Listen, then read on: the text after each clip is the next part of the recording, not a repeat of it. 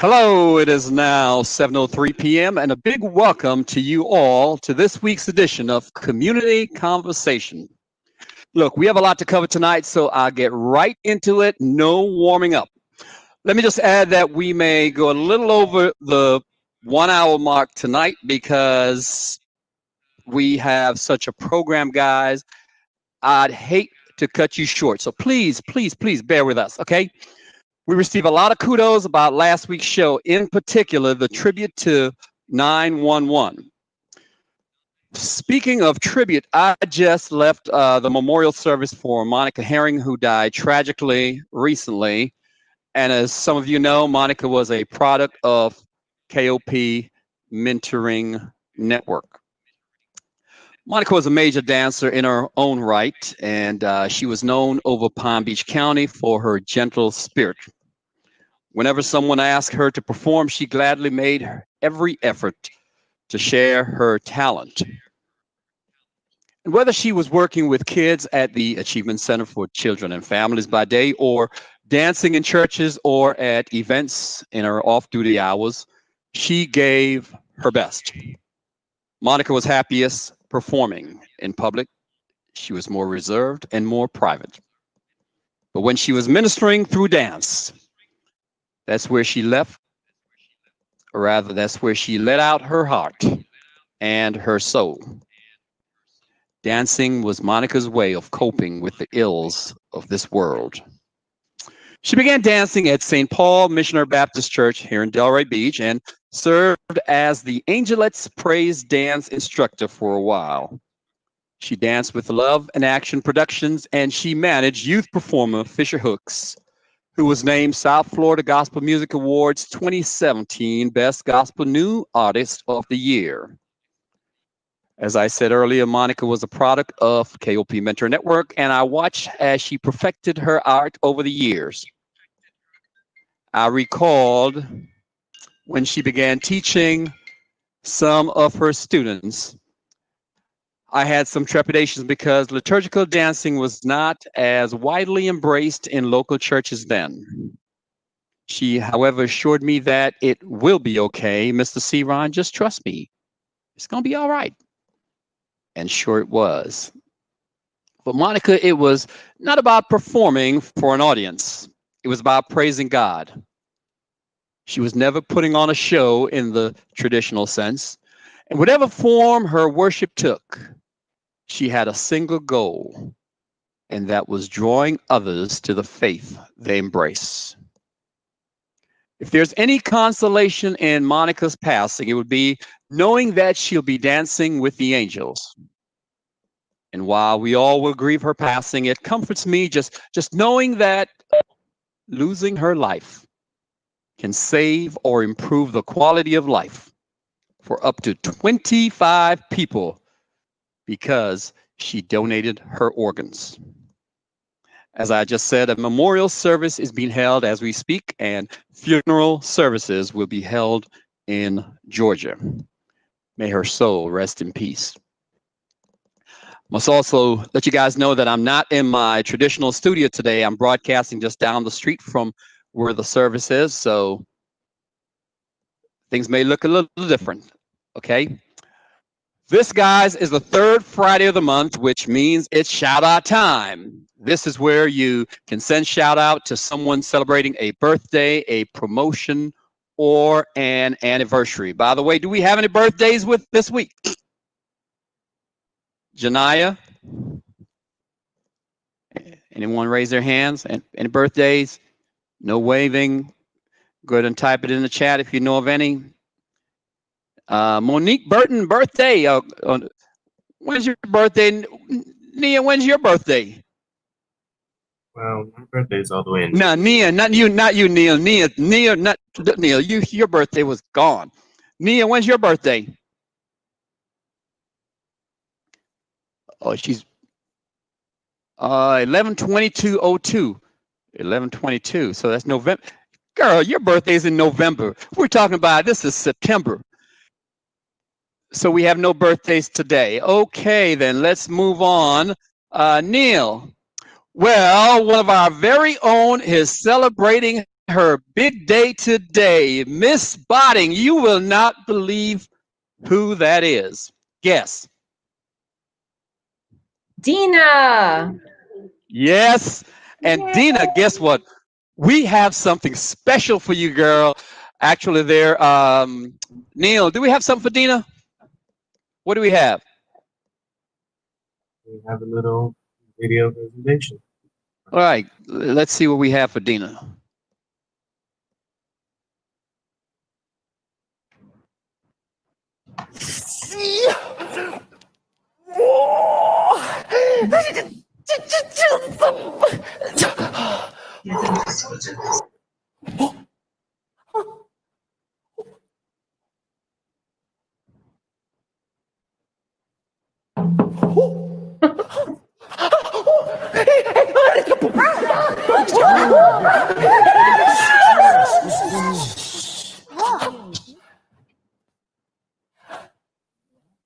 Happy birthday to you. Happy birthday. Happy birthday to you. Happy birthday to you. Happy birthday. Happy birthday. Happy birthday to you. Happy birthday to you.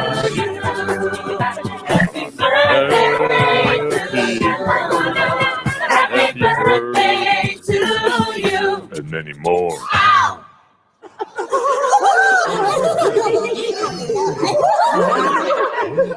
I love you back. Happy birthday to you. Happy birthday to you. Happy birthday, dear Papa. Happy birthday to you. Well, Dina. Happy birthday to you. Actually, you know what, Dina? The first one. Oh, we have more coming, Neil? Okay. That's the end of it. That's it. Well, Dina, happy birthday to you, girl. How do you feel? Thank you. How do you feel, Dina? What are you now? 37, 38, 42? Wow. I am 18. 18. Wow. 18. I'm so happy for you, Dina. Good. You know, the first one was actually mine. That was my idea, but look, I was overruled when the president called and said, look, I want to wish Dina happy birthday. Who am I to say no, Prez? So anyway, happy birthday. Speaking of birthdays and anniversary, guys, look, a FOKOP, a friend of KOP, is celebrating a milestone, 40 years of marital bliss, and we would just like to wish Mr. Clifford and Mrs. Brenda Durden happy anniversary from all of us. I see that they're on the line. Mr. D, how are you, sir?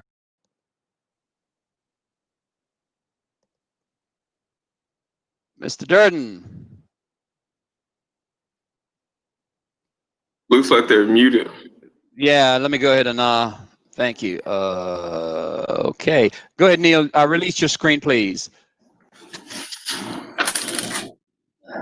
Okay, Mr. Durden, how are you, sir? What? No, go ahead. Mrs. Durden, how are you?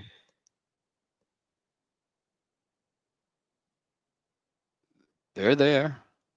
Okay, Felicia, let's try Felicia. Mr. Durden. I think they got a microphone muted.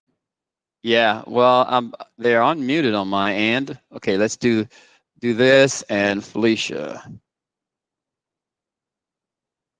Ms. Durden, go ahead. Okay, still change. No. Let's try this again. Mr. Durden. Okay, okay, let's do this. No, that's Alicia. Bear with me, guys. Felicia, no, the microphone is unmuted. Okay, there they are. There they are now. Can you hear me now? Yes, we can hear you. There you go. There you go. Mr. Durden and Mrs. Durden, happy 40th anniversary. How are you? We are blessed and highly favored. And thanks. Highly flavored. Good, good, good, good, good. So, Mr. D, how does it feel? 40 years stronger. And you have that right.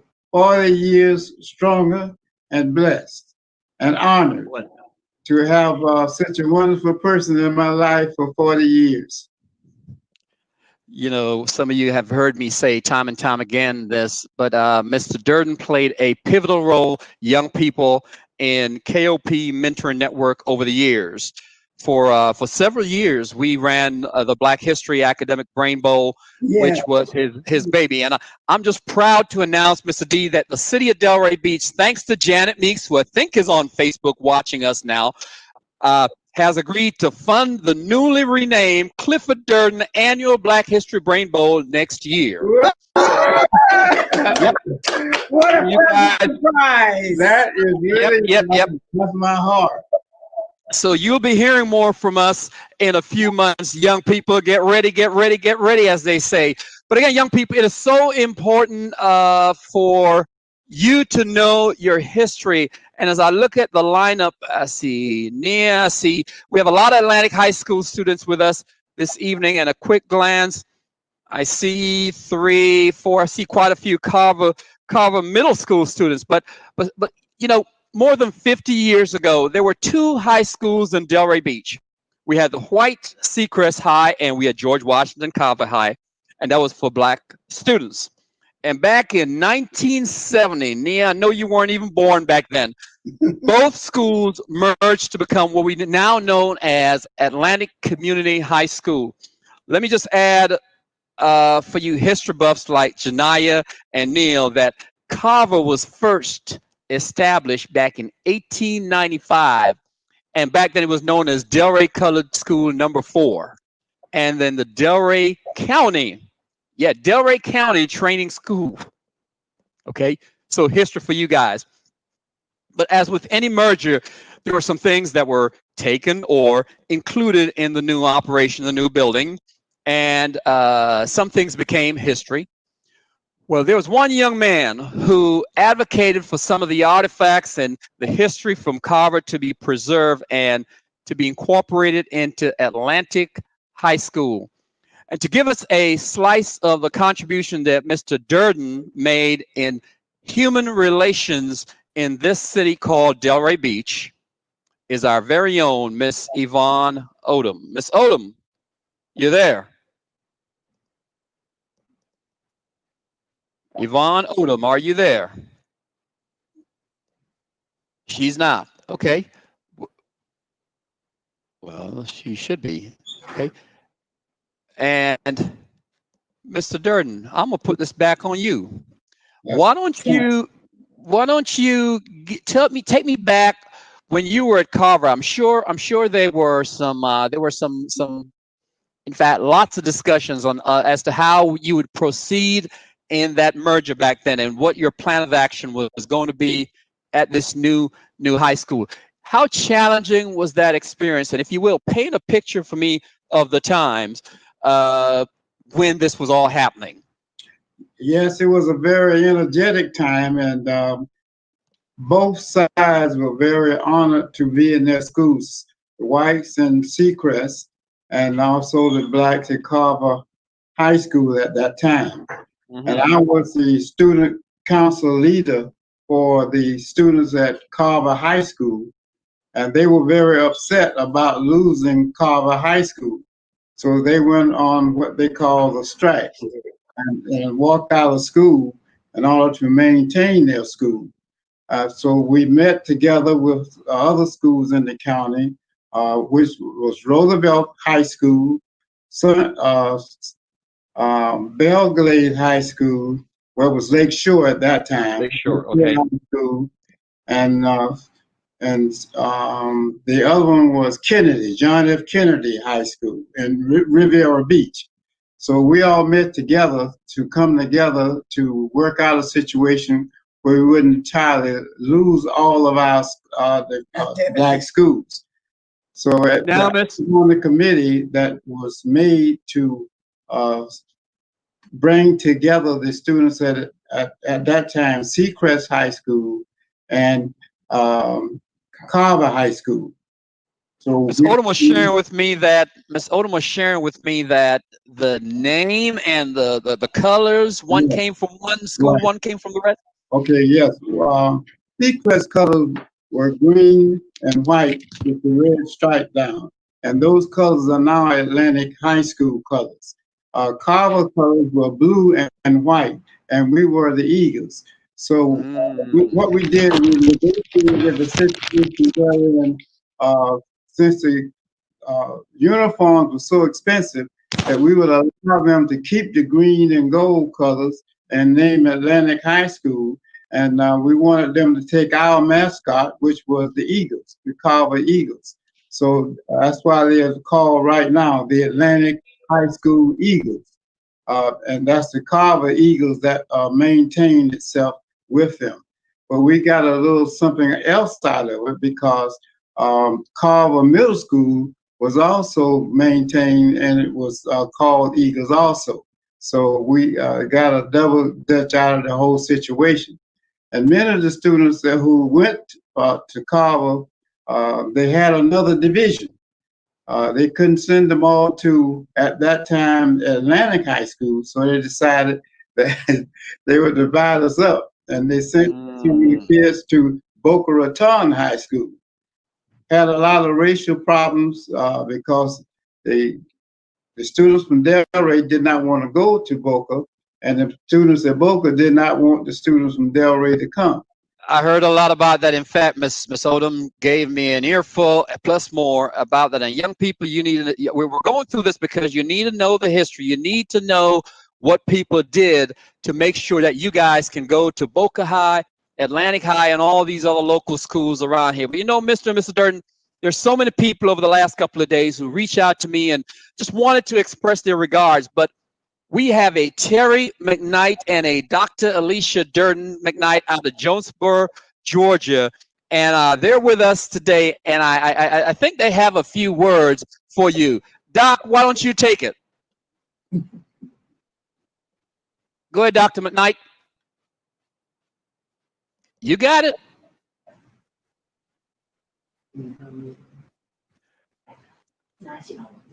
Go ahead, unmute. They just start talking without muting themselves. Go ahead, Doc. Go ahead. Your big baby, as you all call me, Janaya. Pleasure to be a part of your celebration face to face, and we love you. And many more. Dr. McKnight, Ms. Nansen, mute phone. Okay. Go ahead, Doc. Go unmute yourself. Go ahead. Okay, Daddy and Brenda, Yeah. happy 40th anniversary to the both of you.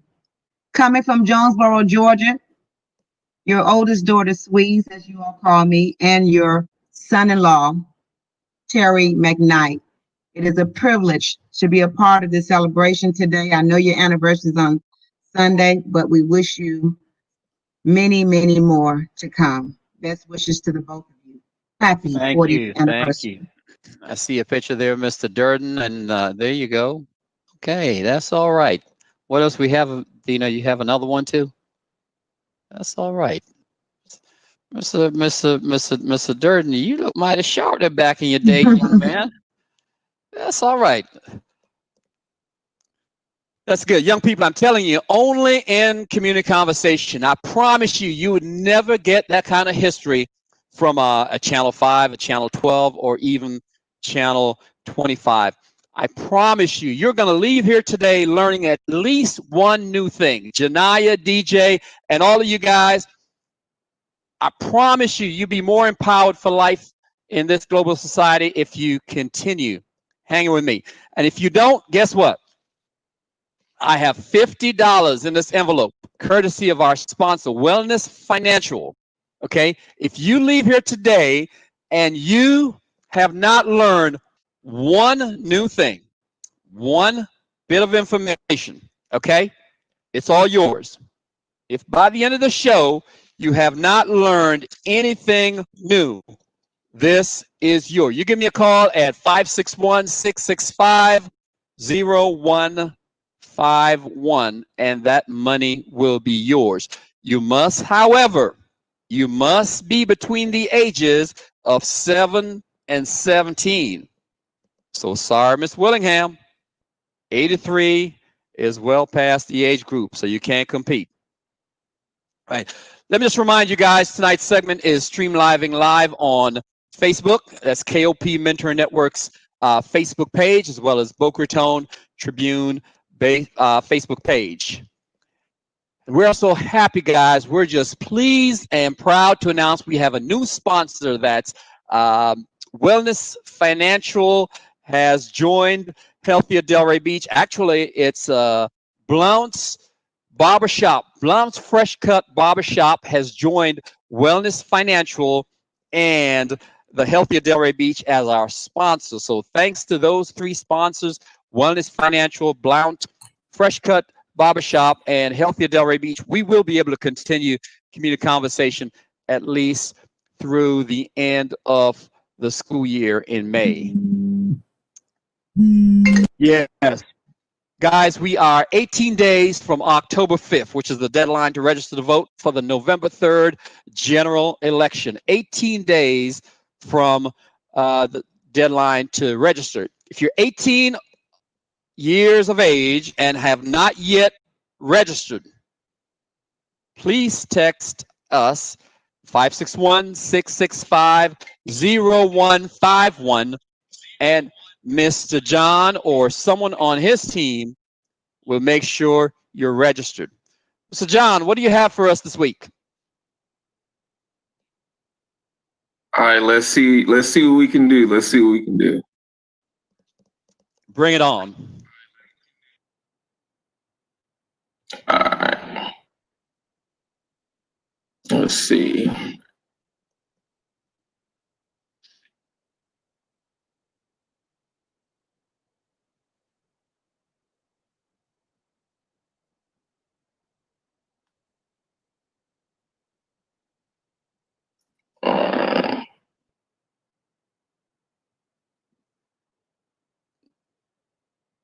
Shit. I see Robert Dowd up there.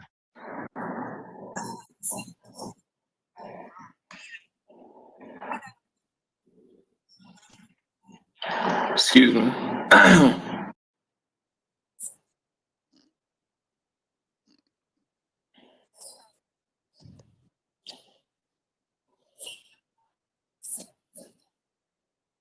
Still no sound.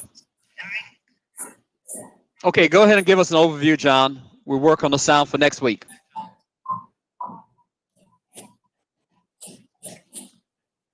Just go ahead. Just give us an overview. All right. I'm trying to stop it. Trying to stop it on my end. Kind of like C-Ron said, the deadline to register to vote is October 5th. Voting day is November 3rd. I think the biggest thing is, at this point, is making sure that you have a solid plan to vote. Whether you're voting by mail, you can't sit this one out. This is too important of an election. Soon they're going to be presidential debates. There's going to be a vice presidential debate. And so I know within the next 10 days, it'll be Trump versus Biden in a debate. And so the biggest thing is just to inform yourself, to know, your polling place, when to vote. If you're going to vote by mail, you should already have requested your ballot. If I were you, I would look at sample ballots so you have an idea of not just the general election, but the other people that are running in your area is important as well. And like I said, it's just an important election, November 3rd. Clear your schedule, make sure that you're out and about, make sure you're out in the community helping to register people to vote. So even if you're registered to vote, definitely spread the message, spread the love. And like I said, it's November 3rd. The deadline to register is October 5th. And so it's one thing to register, it's another thing to actually vote. And so... No, go ahead, continue. Yeah, I was saying it's another thing to actually vote. And so, again, prepare to vote, plan to vote, and make sure that you inform yourself of the issues and things that are important to you and your family. You know, Mr. John, DJ said that there is a DJ, what's happening on Tuesday? There's a debate on Tuesday? Yep. Who's debating? Donald Trump versus Joe Biden. Okay, where's that going to be? It's going to be on CNN. Oh, okay. Are you going? You planning on going? Planning on watching it or going? I plan on watching. Okay. What time will it be? Well, why don't you look it up and let us know before the show ends? Got it. How about that? Yeah, good. Appreciate you, DJ. Thank you, sir. Let me just say shout out to the following students for attending the financial literacy seminar this week. Joladita Bazoo, Mitha Matilius, Anushka Vickers, Asiana Livingston, Denaya Strawn, Mickey Fontas. Oh, I have some guests. Well, hello, how are you? Community conversation. There you go. You need to be here. And Delina Johnson, as well as Nigel Burton. They all attended financial literacy seminar this week, and I'm sure they learned a lot. Congratulations again, guys. Let me just add that tonight's program is produced by Miss Joeldina Bazoo, who's a graduating senior at Atlantic Community High School, the Atlantic Community High School, as well as Milagro Center. LaDanian Dede Thomas, who also attends the Milagro Center and Village Academy, is serving as our proud production intern.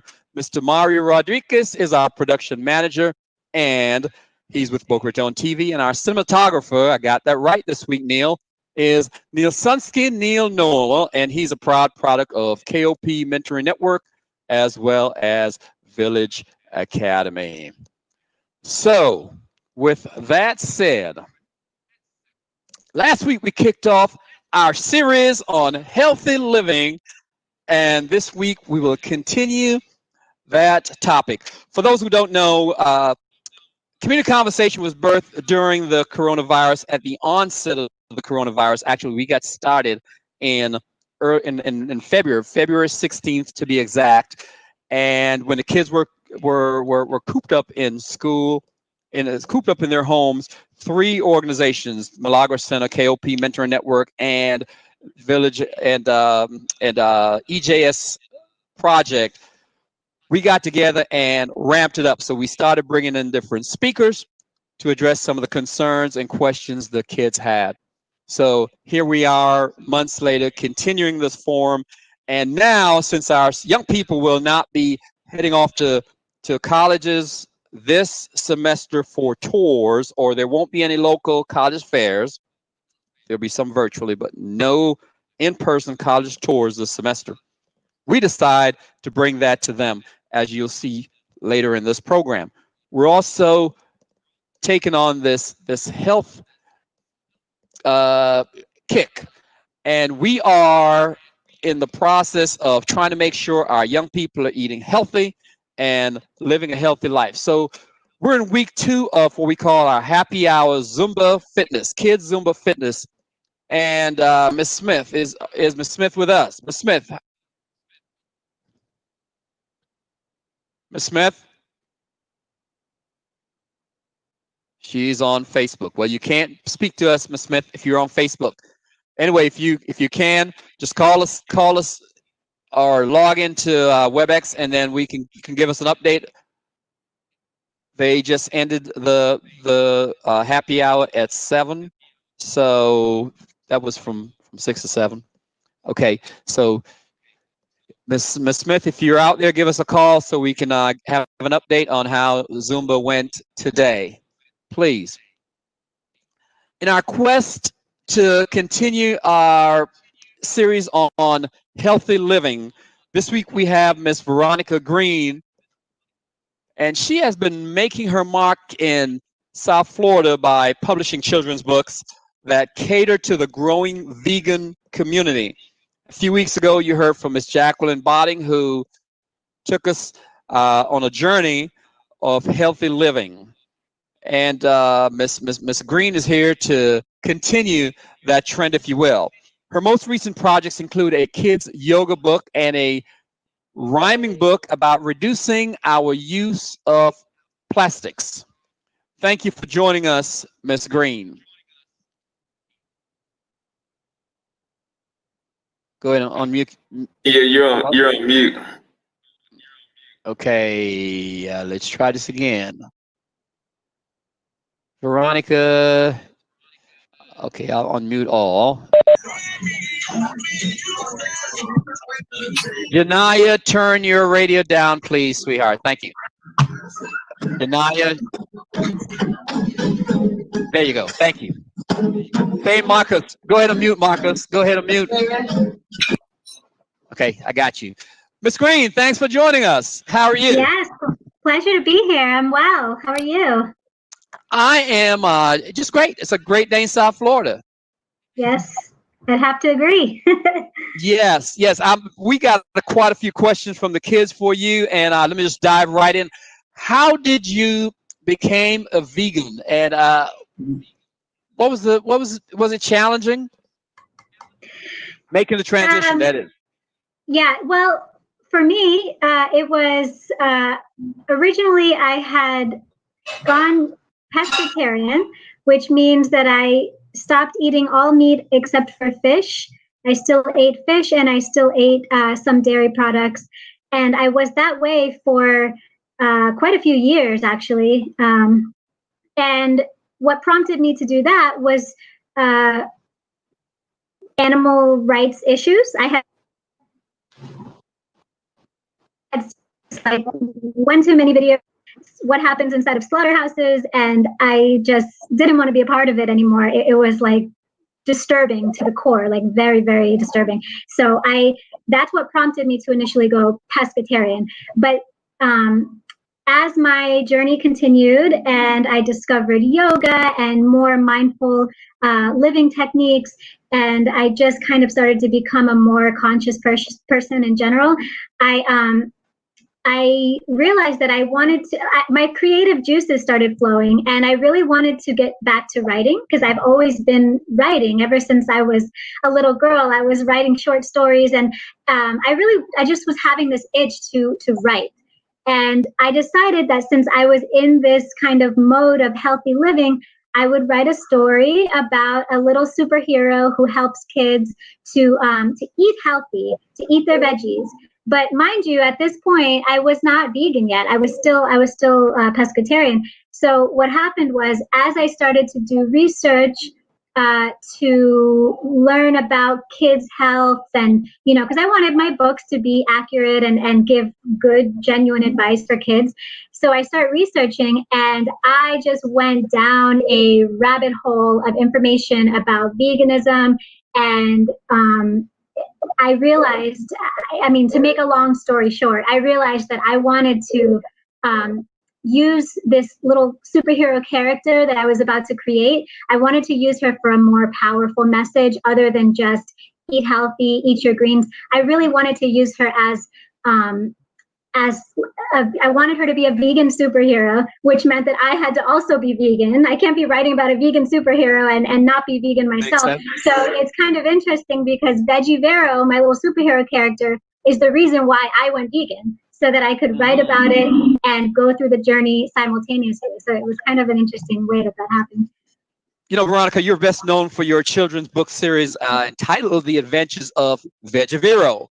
What inspired you to write this series?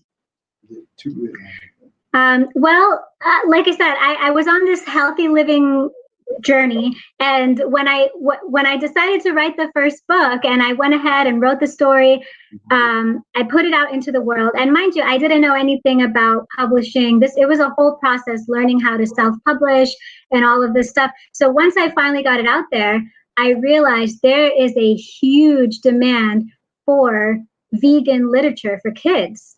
All of these parents started reaching out to me on Facebook and on different social media platforms. Oh my gosh, is this a series? Where can I get your books?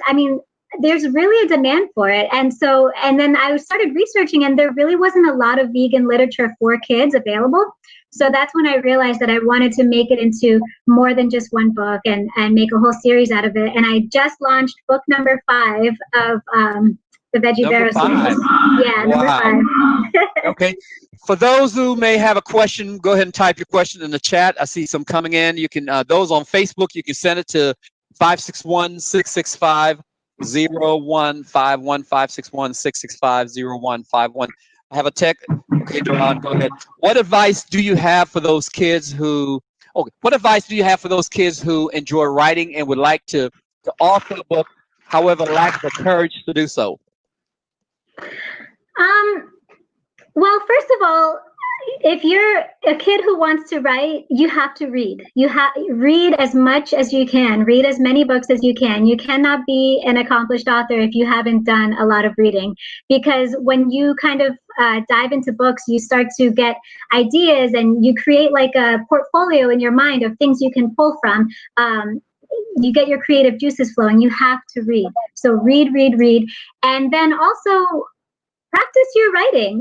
Don't be intimidated by the idea of sitting down and writing a story. I mean, I have a file in my computer that is never gonna, it's a file of all things that I've written that will never be published.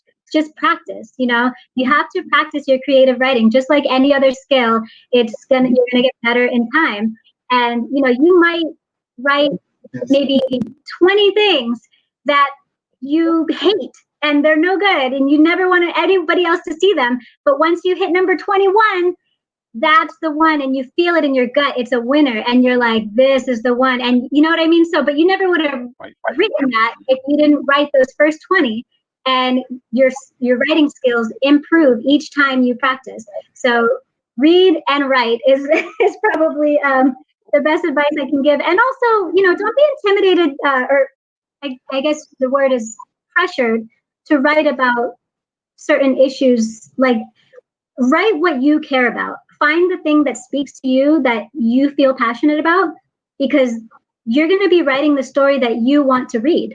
I'm writing the stories that I wish were around when I was a little girl. You know what I mean? So write the story and don't worry about the audience. You write it and the audience will appear. We have quite a few questions coming in for you, but I know you want to talk a little about yoga in a minute, but let me just, some of us suffer from anxiety, which has been amplified in the pandemic. What advice do you have for young people to help overcome the anxiety felt before, say, answering a difficult question at school, taking a test, or even before an athletic performance?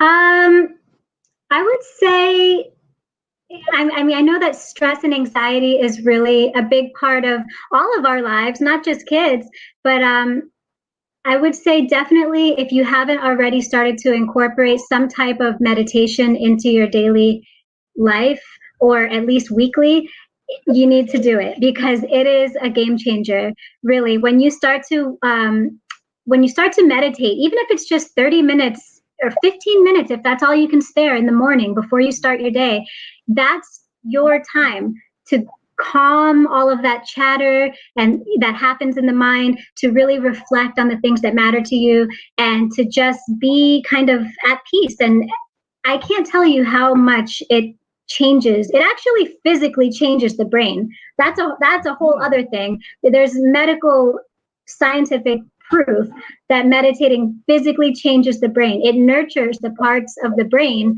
that are associated with positive, cognitive ability and memory and mental clarity, ability to focus, self-esteem, all of these positive things that we want.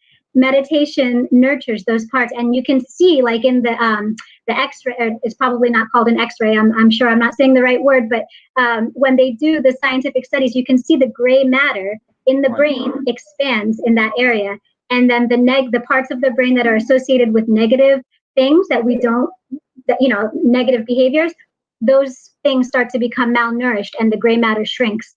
And Veronica, as Jacqueline says, it makes you even happier. It does. It makes you so happy. It makes you grateful. It kind of, meditation and yoga, it kind of like gives you this like lens. It's like you put on a new pair of glasses and you're seeing the world through this lens of just compassion. You know, you start to be gentler and kinder with yourself, and in turn it causes you to see the good in other people and be gentler and kinder with others. We would be living in a very different world if everybody meditated. I tell you that much. Well, good information. Good information. You know, guys, hold your question, DJ. I know you have a question. Jacqueline, hold your questions. For the last month, we've been providing you with information to help you navigate your way around high school, especially for our 11th and 12th graders. We have been providing you with info on college readiness, considering that you will not be doing any in-person college tour, as I said earlier. The next 5 young people that you're going to hear from will cause your jaws to drop. But it's nothing that you cannot have. Young people, if you're prepared to work hard, there's nothing that you can't achieve. Let me just say, one of this young, tell you what, please focus your attention on the screen as Neil does his thing. Go ahead, Neil.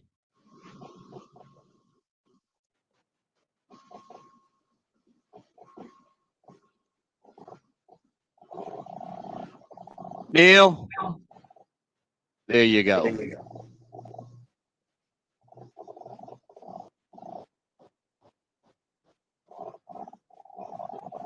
One Memphis teenager is already worth more than $1 million.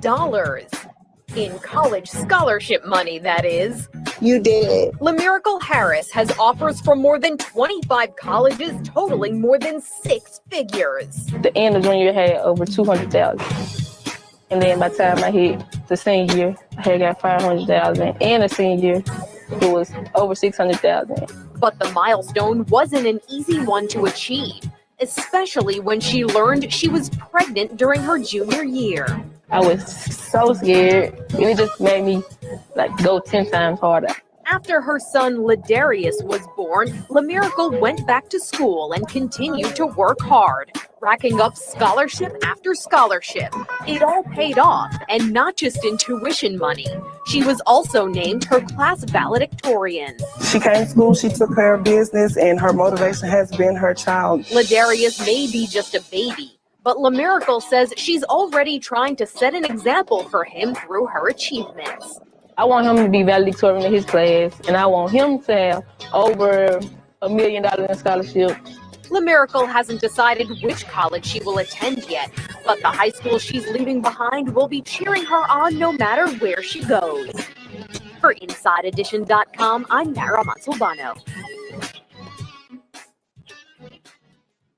Becoming homeless your senior year in high school is the kind of thing that can really throw your future for a loop.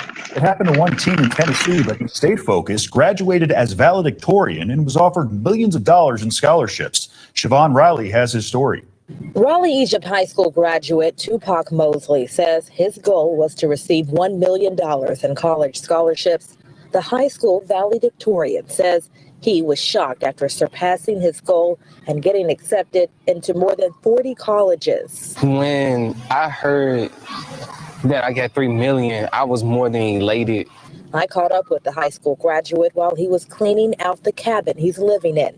He's preparing to move into a permanent home after becoming homeless. After my father passed, we fell behind on bills, and we ended up getting evicted from our home February 21st of this year. So we went to different homes so far, and we were blessed to have For the Kingdom. For the Kingdom is a camping site and nonprofit that helps lead urban children and teens in Memphis in the right direction. Mosley says if it wasn't for the director allowing he and his family to stay here, college may have not been an option. What was the biggest challenge when you went through all of that? I definitely say the time management, because this is still during the most stressful part of my senior year, doing essay. The student managed to keep a 4.3 GPA on Sunday. During his graduation speech, he thanked his principal and teachers for believing in him. Everything that's important to me was worth $3 million in counting. What would you say to people who counted you out? Never let your current situation, whatever circumstances you're going through, be a mountain that you can't climb.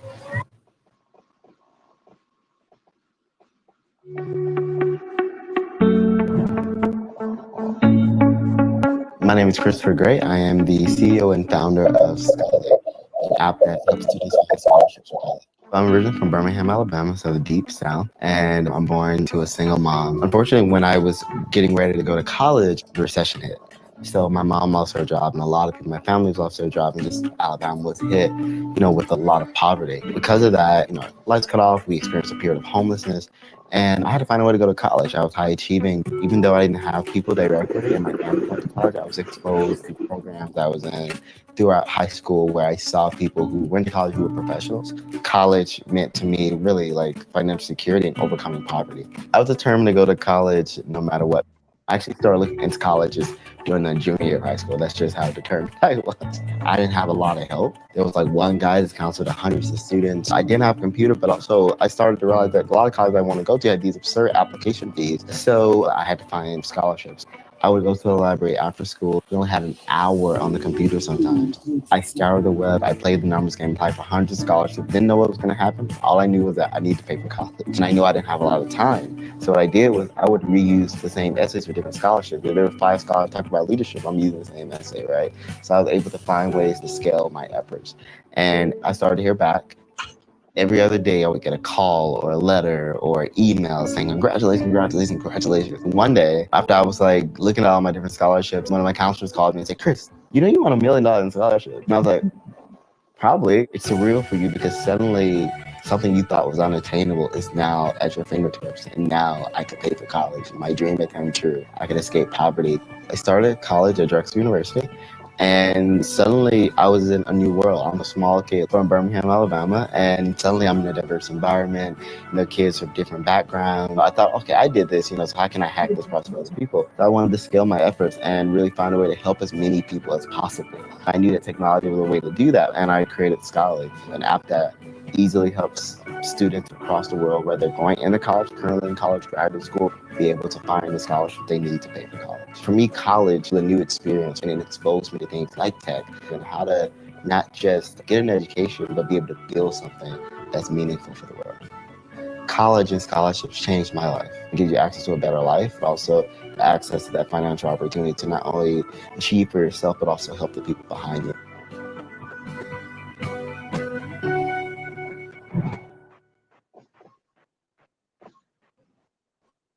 Top student or star athlete, but this young woman earned $500,000 in college scholarships.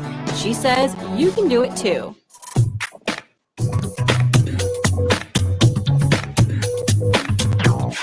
The first day of my freshman year of high school, my mom sat me down and she basically said, Christina, I love you and I believe in you, but there's no way I can support you financially once you graduate from high school. So you're going to have to figure out your own way to pay for college. That's all Christina needed to hear. Skipping college was not an option, nor was taking out thousands in loans. She was determined to go for free. And did she ever, scoring $500,000 in free money that helped her attend prestigious schools such as Vanderbilt University for her bachelor's, and now with the remaining money, she's contemplating a PhD.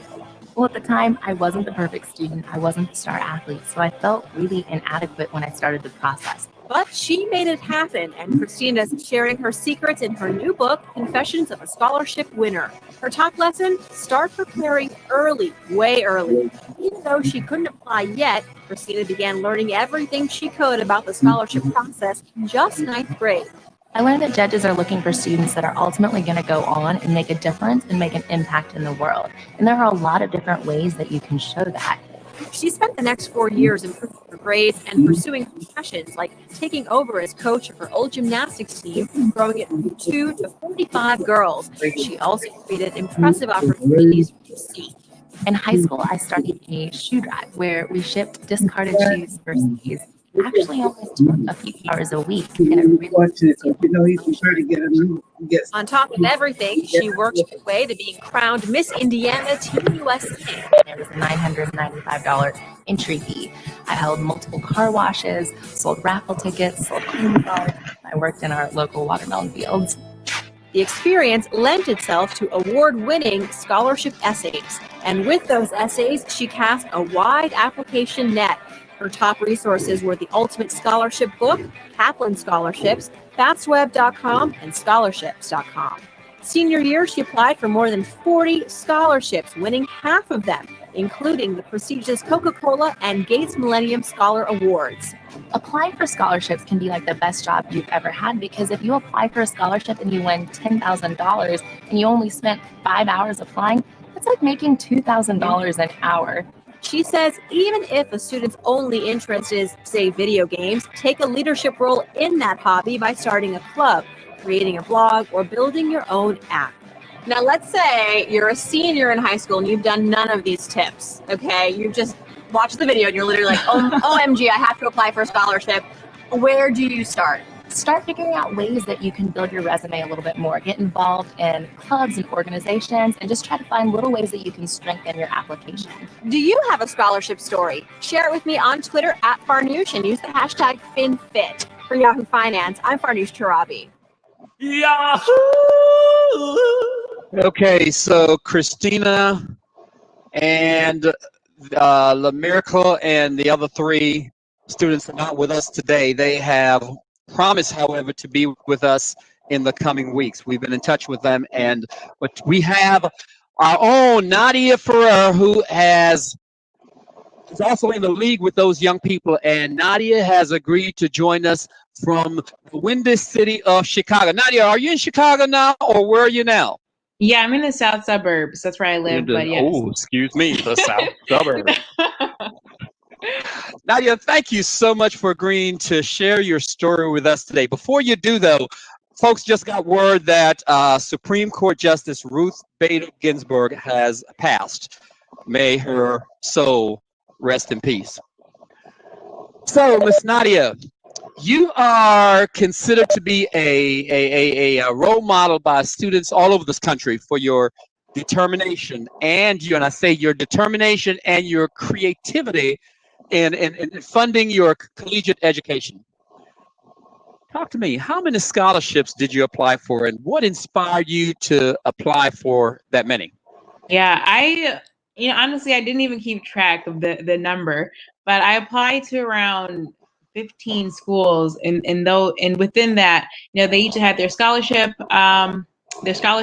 applications with that. But then I also applied to, foundations or scholarship foundations like Questbridge, Posse, Gates Millennium, and whatnot. And then I also did the online scholarships of for low income students, for women in STEM, which I wanted to go be an engineer at the time. And so just a lot of scholarships. I was applying as often as I could. But yeah, it was definitely quite the task. I think that the biggest motivator for me, however, was, it was an unknown time in my life. I was the first one in my family that was really going out of state for college. Someone that was trying to go to get into the top institutions, someone that was going into engineering, and just moving away from home. So I knew that my mom, because I'm from a single parent household, I knew she wouldn't be able to afford it. We had those conversations, but I didn't want that to hold me back. How difficult was it organizing this many applications? Yeah, it was quite the task. I think the biggest thing, yes, organization, being organized is something that I felt like is a requirement for applying to colleges, or scholarships in that. Or anything really. And so I think the best thing for me was to really carve out the time for it, in terms of being able to give the emotional energy to it, to be able to figure out, who I am, what I want to write about. But also I wanted to give the physical space for it. Even on my computer, being able to, just have this one folder of college essays and scholarships, and getting advice from people, getting advice from from teachers, right. Getting advice from, Mr. Bryant, in any and every one. He talks a lot about you, by the way. He's had a huge impact on my life, and that of my family's as well. But yeah, just really making sure that you're networking and really trying to figure out those resources that for myself as a low income student who was a double minority, did not know of. Mm-hmm. You know, how was your high school? We have a lot of high schoolers listening to us right now, whether on Facebook or on with us on WebEx. And how was your high school experience? Did you have a job while you were in high school? I did not have a job while I was in high school, but that was mainly because I went to Southland College Prep, a charter high school. Right. So I was part of the first graduating class, and our school days were from 8 a.m. to 5 p.m. So that did not leave us that much time to be able to, there were many students that put in the time and effort to do it. I just think for myself, me going into college, I knew I wanted to be valedictorian. So I definitely focused all my energy and effort. In terms of my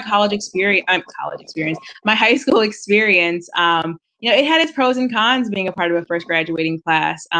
We didn't have a football team or any, certain social things that we weren't allowed, but we did have an intimate experience of, just 125 students in the first class, really getting to know each other.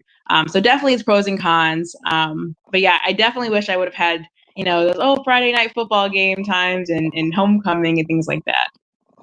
Nadia, let me just, we have the Durtons. Let me have a question here for you, Mr. Durton. What advice do you have for young people what advice do you give to young people who would like to be where you are someday? Yeah. I guess 40 years of bliss. Yes. Oh, yeah. Okay, Veronica. Mr. Durton, or Mrs. Durton, what advice do you have for them? Oh, hold up. Let me mute you. Stand by. Go ahead now. Go ahead, Mr. Durton. I'm passing that to Mrs. Durton. Mr. Durton. Oh, I brushed my teeth, which means we gotta get some bathroom rock.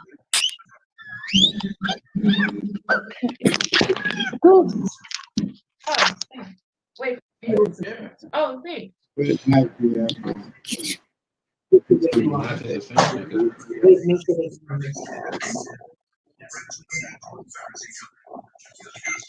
on? Yes, go ahead. I'm not sure the question. Would you ask the question was, what advice do you have for young people, I guess young people who are trying to get to where you guys are as far as your marital bliss? Oh, first thing, you need to make sure that you have a relationship with God. And I know everybody doesn't see it that way, but that's the way I see it. That will help you to make the right choices. And once you make the right choices, it will also help you to make the right choices in your marriage. Marriage is a two-way street. It's a give and take. Man is the head of the household, and I've always lived that way. We have a relationship where we talk things over. I make suggestions, but he makes the final decision, and I live with that. And that has worked for us for 40 years. We have never, and I want you to listen to this, we have never had an argument, but we've had disagreements. But we did not waste time arguing over disagreements. We talked about it, and then he made the decision. And that has worked for us for 40 years. Okay, very good. Thank you. Mr. Durton, okay. Yeah. A question. Educational aspect. We got a question. Oh, okay, go ahead. Oh, no, Miss Green. And by the way, guys, it's now 8:02. Please bear with me. Give us about 8 more minutes. We'll be done in another 8 minutes. My producer just told me that we have about another 8 minutes. So, is veganism a social justice issue, Veronica?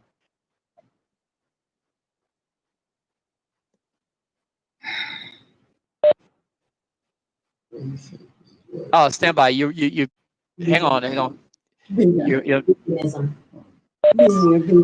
yeah, go ahead now. Go ahead. Yeah, hear you now. That's an interesting question. Never been asked that before. I guess I would yes, because there's different reasons that someone might go vegan. If you're doing it for the welfare of animals and to give a voice to the voiceless, that's very much a social justice issue because there's a huge injustice happening behind closed doors at slaughterhouses every day. So I would say absolutely. There's no humane way to kill an animal. There's no such thing as humanely slaughtered meat, in my opinion. You know, I could go on and on about this. I know our time is limited, but it's definitely a social justice issue. Yeah, the animals have no choice in this. They've been taken advantage of and brought into the world for the pure purpose of slaughter. The living conditions are horrible, and at the end of the day, even the very, very small percentage of animals that are in some type of better situation, maybe their feet have felt grass before, or whatever grass fed they want to say. At the end of the day, there's no humane way to kill someone who has a soul inside of them and doesn't want to die. So yeah, I would absolutely say yes. Wonderful. Nadia, I have a question for you. I do not like to write essays. How daunting was the essay writing process? This person does not like to write essays. How'd you find the writing process? Yeah, that was one of the most difficult. That was one of those difficult aspects of it because you know you're not forced, but you have to write about yourself. You know, you have to really dig deep and figure out. You know, what is it about me that you know that is important, that is special. Who am I? What are the things that I like, and how can I write a compelling story about my life that is not just exciting to me, but also that to the college admissions officers, or as well as those reading the scholarships. And so I think that writing itself is a daunting task. Really being able to not even think about writing it first, but think about brainstorming, thinking about journaling. You know, say you're a person that does like, you know, whatever your interest is, whether it's football or whatever, you know, really think about why do you connect with football? You know, why, you know, how does football describe your personality? You know, what about those things can you really turn into a story a story that is that of your own, that you can really communicate to other people. So definitely taking time, 5-10 minutes a day, just writing down a couple of things. What are some nouns? What are, you know, adjectives that describe me, that describe my interests, and how can I tell a story about this? So keep thinking about it. It doesn't have to be you sit down and write a whole amazing, phenomenal story about yourself, but really making sure that you pace yourself and plan for it. Okay. I think we have one more question here. We have time for one more question. Nadia, how about that? What advice do you have for college hopefuls on how to take advantage of these scholarships that are available? Yeah, for sure. I definitely say, take the opportunity to network with people. Take the opportunity to reach out to current college students and ask them, like, I see you got into this school. We went to the same high school. What scholarship did you apply for? Or being able to, of course, do those Google searches, as well as really focus. For me, this is I got the most money from the foundational scholarships. I applied to the Questbridge scholarship. But there's also the Posse Foundation. There's also the Gates Millennium. So just look at those foundations, because they don't just give you the scholarship for the tuition, but they give you scholarships, or funding to cover your books, to cover certain electronics, to cover some of your transportation and all these things. So in my junior year, I applied to the Questbridge College Prep Scholarship. And so that, led me right into a separate scholarship, but also with Questbridge, and helped me get noticed for their Questbridge National College Match Scholarship. So that gives you the opportunity to, apply with them early decision. And if you don't make it that round, they allow you to apply through those same schools that they're partnered with through regular decision. And even if you don't get it if you don't become a finalist, which I did not become a finalist for that scholarship. Mm-hmm. I did become a finalist, but I did not get matched with a school. They give you one additional time to apply to schools. And that's how that third time around, I ended up applying to Tufts University, and I got a full ride with them. So definitely don't give up. One minor setback, for a major comeback. That's the motto my family goes by. So you went to Tufts University, and what are you doing these days? Yeah, for sure. I actually just started a new job 2 weeks ago. I am a junior. Congratulations. Thank you. I appreciate it. I am a junior product manager for a fintech company that works on software development and helping financial institutions to digitalize their products and services. Nadia, we're going to find a way to get you back because we have a lot of young people down here in South Florida who need to hear your story. So down the road, I'm going to have Dina contact, try to get you back before the school year ends. Is that okay with you? For sure. I'd love to join again. Wonderful. Veronica, with the internet and sports competing for young people's time, how do you instill a desire in young people to take up yoga? I think that right now there's like a whole mindfulness movement happening. So the internet can actually work to our advantage in some sense because kids can see other kids doing yoga and doing mindfulness practices. And I mean, you can pull up YouTube videos at any time from your home and safely do yoga for beginning all by yourself in your living room. So in some ways, the internet can actually be helpful to help further that to help further the practice of yoga and mindfulness and meditation. But I also think that it's up to the community leaders. If you want to see kids doing more mindfulness things and living more consciously and practicing yoga, you have to make those type of classes available for the kids and make it affordable, if not free. There needs to be yoga classes, mindfulness meditation, whatever it might be, available for the youth in the community, local, complimentary. I mean, that needs to happen.